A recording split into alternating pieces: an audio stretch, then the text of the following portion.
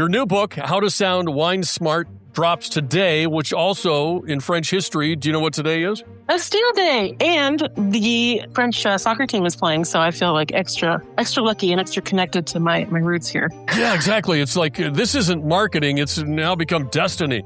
yeah, it's meant to be. You are a published author. You were a James Beard award-winning illustrator. You're a family organizer. You're TikTok's favorite wine translator. Now, what does a Tuesday evening look like for you? Is it just a survive until the first glass of Merlot, or is there a color-coded calendar?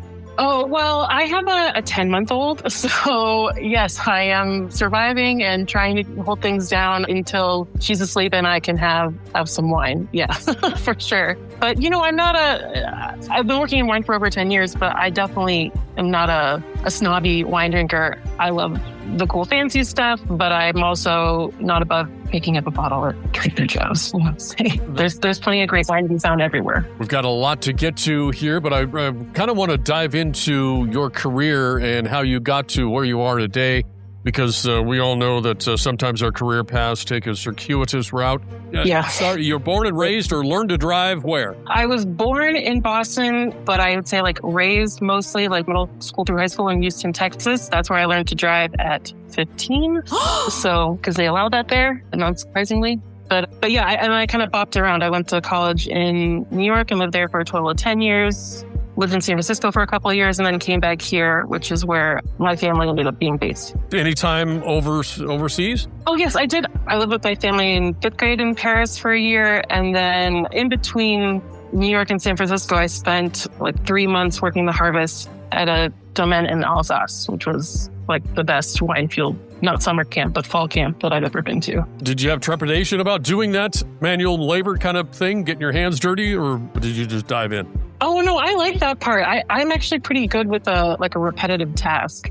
So I really like that. And it was just so fun. There were a group of kind of inexperienced. There was one other wine person and then some people that were doing it professionally, some people that were just kind of hands from around town and people from all over the world. And it was just it was literally the greatest time. You weren't really getting paid much, but the winemaker was here, you have at it at my cave and, to take what you want to drink. And that was incredible. And there's so much to learn on the job. It was, literally stomping the grapes. It was great. I think some of these wine owners and people in general, they equate alcohol with $100 an hour. Hey, can you roof my house? I'll buy you a case of beer.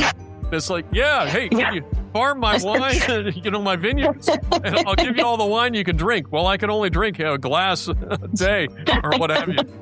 Yeah. I mean, it was definitely for the experience to see a side of it that I didn't feel in wine, you end up talking about so much stuff. But for me, I'm a hands-on kind of learner, visual learner. I'm going to pick up more if I'm doing it. So that was helpful. And I couldn't make a full living doing it, but I was glad to do it for a couple months. Yeah, I'm a visual learner as well. I get, a piece of IKEA furniture and it's I'm not doing the directions. I'm looking at the box picture and putting it together my own way. Exactly. Yeah. Because I heard an interview where you said that the Terroir Wine Bar in New York City was the best wine bar in the world. Well, let's quantify that a little bit. Why? Because they gave you what? How much? Well, they gave me my start. Yeah. They gave me my start. I mean, I truly owe everything to them, to the owner, Paul Greco, for giving me a chance when in truth, I had no business getting that job. I'd been working as a writer for a food website and I had an affinity for drinks. And so they made me in charge of that channel.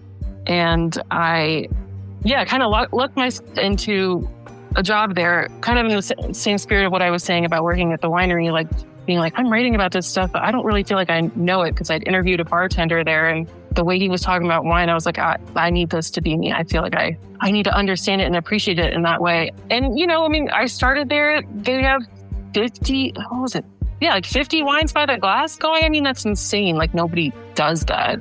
And on top of it, they do summer Riesling. So every white wine by the glass is Riesling. And, your challenge, your fun challenge is to have somebody come in and say, I want a Chardonnay, I want a Sauv Blanc. Okay, no, we don't have that, but here's a Riesling that's going to fit that bill, and it was grapes from all over the world that, people weren't really like talking about and promoting, that weren't status quo. And it was such an incredible like crash course in wine and hospitality, and a way to talk about wine that didn't feel snobby or stuffy. It made it fun.